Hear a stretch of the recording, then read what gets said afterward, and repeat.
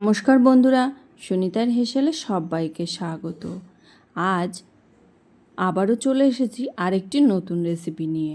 আজ আপনাদের সঙ্গে আমি শেয়ার করব একাদশী স্পেশাল রাঙা আলুর পায়েস। এটা একাদশী কিংবা যে কোনো উপোসের দিন কিন্তু এই সুস্বাদু রাঙা আলুর পায়েস তৈরি করে নেওয়া যায়। চলুন তাহলে রেসিপি শুরু করা যাক। এখানে দেখুন আমি দুটো রাঙা আলু নিয়েছি। এবার এই রাঙা আলু দুটোকে আমি খুব ভালো করে খোসা ছাড়িয়ে নেব।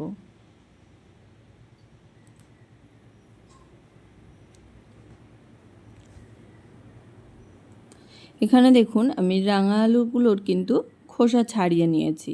এবার এই রাঙা আলুগুলোকে আমি ধুয়ে নেব। ধুয়ে নিয়ে আমি একটা গ্রেটারের সাহায্যে গ্রেট করে নেব।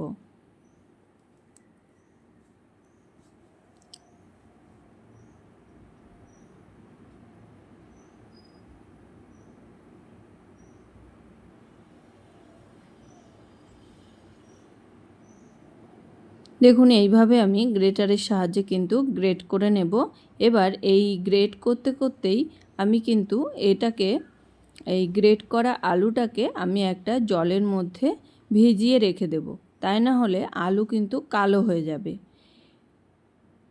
আমি এখানে একটা পাত্রে জল নিয়েছি, তার মধ্যেই আমি কিন্তু আলু গ্রেট করে এই পাত্রের মধ্যে দিয়ে দিয়েছি জলে ভেজানোর জন্য। তাহলে কি হবে, আলুর গায়ে যে কষটা আছে সেই কষে কিন্তু আলুটা কালো হয়ে যাবে, কালারটা ভালো থাকবে না। সেই কারণে এখানে জলের মধ্যে আমি ভিজিয়ে রেখে দিয়েছিলাম। এবার সমস্ত আলুগুলো গ্রেট করা হয়ে গেলে আমি এই আলুগুলোকে একটা পাত্রের মধ্যে নিয়ে খুব ভালো করে কিন্তু 3 থেকে 4 বার জল পাল্টে পাল্টে আমি ধুয়ে নিয়েছি। এবার দেখুন আলুগুলো কিন্তু খুব সুন্দর একটা সাদা কালার এসেছে। এবার আমি এখানে একটা কড়াই বসিয়ে দিয়েছি, তাতে দিয়ে দিয়েছি 2 চামচ পরিমাণে ঘি। ঘিয়ের মধ্যে প্রথমেই আমি কাজু বাদামগুলোকে দিয়ে দেব, দিয়ে দিয়েছি কিশমিশ, আর এখানে দিয়ে দেব কয়েকটা খেজুর আমি একটু ছোট টুকরো করে নিয়েছিলাম, সেই খেজুরগুলোকে এখানে দিয়ে দিয়েছি। খুব ভালো করে একটু মিশিয়ে নেব।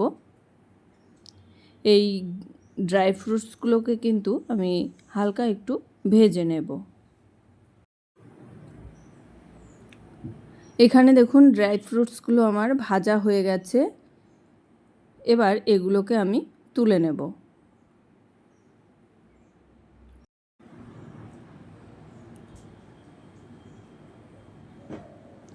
এখানে আমি সমস্ত ড্রাই ফ্রুটসগুলোকে তুলে নিয়েছি। এবার ওই ঘিয়ের মধ্যেই আমি ধুয়ে রাখা রাঙা আলুগুলোকে দিয়ে দেব। এই সময় অবশ্যই একটু জলটা চিপে তারপরেই দিতে হবে। এবার এই ঘিয়ের মধ্যে রাঙা আলুগুলোকে কিন্তু হালকা একটু ভেজে নেব। এখানে দেখুন আমি সমস্ত রাঙা আলুগুলোকে কিন্তু দিয়ে দিয়েছি, আর অবশ্যই কিন্তু জলটাকে নিংড়েই দিয়েছি। এখানে রাঙালুর ভিতরে কিন্তু কোনো রকম জল নেই। এবার ঘিয়ের মধ্যে আমি এরকম নাড়তে নাড়তেই রাঙালুটাকে কিন্তু মিনিট 5 সময় ধরে একটু ভেজে নেব।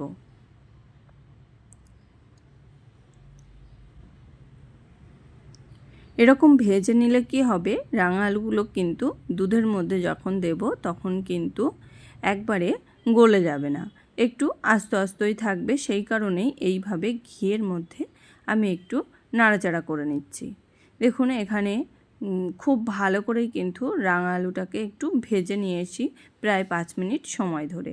এবার আলুটাকে নামিয়ে আমি দুধের মধ্যে দেব। এখানে দেখুন আমি 1 লিটার দুধকে খুব ভালো করে কিন্তু জাল করে নিয়েছি। এখানে আমি 1 লিটার দুধকে খুব ভালো করে একটু জাল করে ঘন করে নিয়েছি। নিয়ে এবার এই দুধের মধ্যেই আমি দিয়ে দেব একটু আমল দুধ। দুধটা দেখুন খুব সুন্দরভাবেই কিন্তু ঘন হয়ে গেছে। আর একটু ঘন আর একটু টেস্টি করার জন্যই এখানে আমি 10 টাকার 1 প্যাকেট আমল দুধ দিয়ে দেব। এখানে আমল দুধ দিয়ে দিয়েছি। আমল দুধটা দেওয়ার পরে কিন্তু খুব ভালো করে একটু মিশিয়ে নেব। এখানে আপনারা চাইলে কিন্তু এলাচ গুঁড়োটাও ব্যবহার করতে পারেন, তবে আমি এখানে কিন্তু কোনো রকম কোনো এলাচ গুঁড়ো ব্যবহার করব না। এখানে দিয়ে দিয়েছি সামান্য একটু লবণ। যে কোনো মিষ্টির উপকরণে একটু লবণ দিলে টেস্টটা ভালো হয়, সেই কারণে সামান্য একটু লবণ ব্যবহার করেছি। এবার দিয়ে দেব আমি ভেজে রাখা রাঙা আলুগুলো। দেখুন ভেজে রাখা রাঙা আলুগুলো আমি একে একে দিয়ে দেব। আর আলুগুলো কিন্তু কতটাই ঝরঝরে হয়েছে দেখেই বুঝতে পাচ্ছেন। এখানে সমস্ত রাঙা আলুগুলোকে কিন্তু দিয়ে দিয়েছি। এবার খুব ভালো করে রাঙা আলুটাকে কিন্তু দুধের সঙ্গে প্রায় 5 মিনিট মতো সময় ধরে একটু ফুটিয়ে নেব। রাঙা আলুটাকে একটু সেদ্ধ করতে বসিয়ে দেব, যাতে রাঙা আলুটা কিন্তু সেদ্ধ হয়ে যায় কিন্তু গলে না যায়।